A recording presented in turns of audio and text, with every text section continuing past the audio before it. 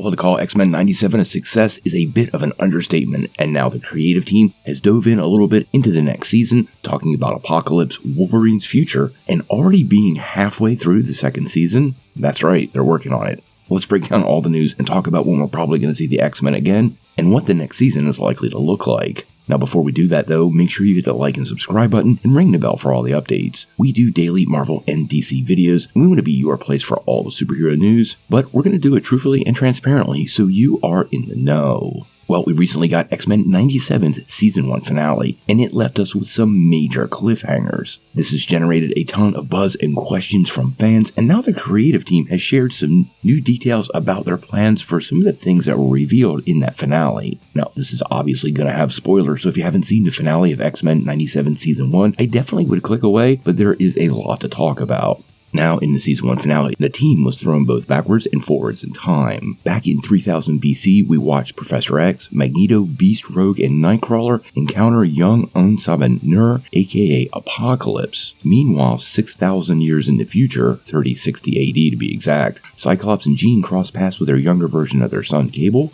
And as for Wolverine, Morph, Jubilee, and Storm, they are currently unaccounted for, although it has been confirmed they are not in the present and are scattered across one or both timelines. Now, recently, supervising director Jay Castanera talked a little bit to IGN, and he teased some of the plans for Apocalypse in Season 2 and explained why the decision was to put the spotlight back on that particular villain. As many of you know, he had a big part in the original animated series, so I was a bit surprised, but he does make a good point. In the interview he said, with the X-Men, for better or for worse, all roads usually end up leading to Apocalypse, right? It's either Apocalypse, Sinister, or Magneto. What I will say is we do things on purpose. Everything is meticulously done for a reason. For those looking to see where Apocalypse goes with a tattered card in his hand, just have to watch Season 2 to find out. But I guarantee you, we wouldn't plan stuff if it wasn't going to go on.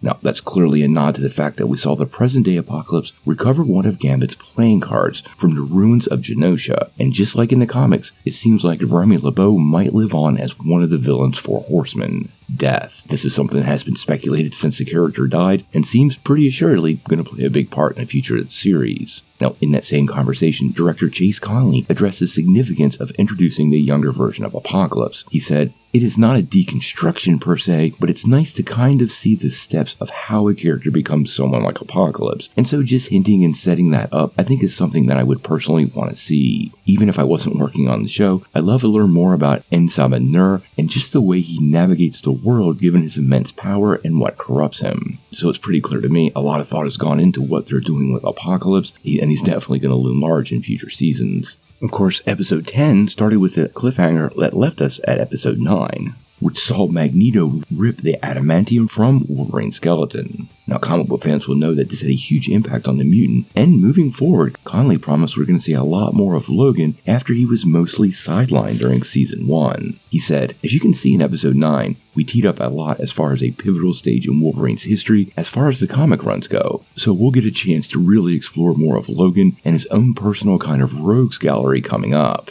Now, if you know what happened to Logan in the comics, this created a whole kind of new version of the character, and he even went what many people refer to as feral. So I think the feral Wolverine, and like he said, his rogues gallery kind of coming after him in this weakened state, is definitely going to be a big part of the upcoming season, and I'm glad Wolverine's going to get some more focus, because he definitely didn't get enough love in Season 1. Now, the final little update came from Brad Wondermom, who's head of Marvel streaming, TV, and animation, and he offered an update on Season 2 and exactly how far along production is. He said, "We're about, I would say, halfway through. We're still in animatic phase where a lot of narrative changes can still be made, but about halfway done with recording. The storyline is really fun. I don't want to say too much, but I think it delivers on the promise of the second season."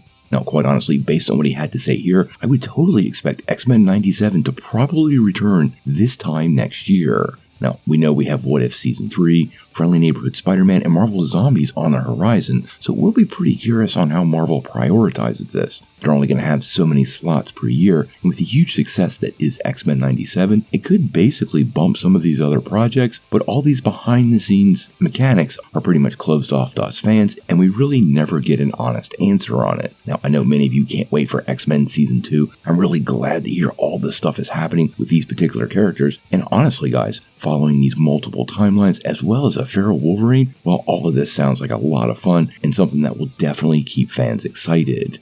When the show finally drops, well, we're going to have to wait and see.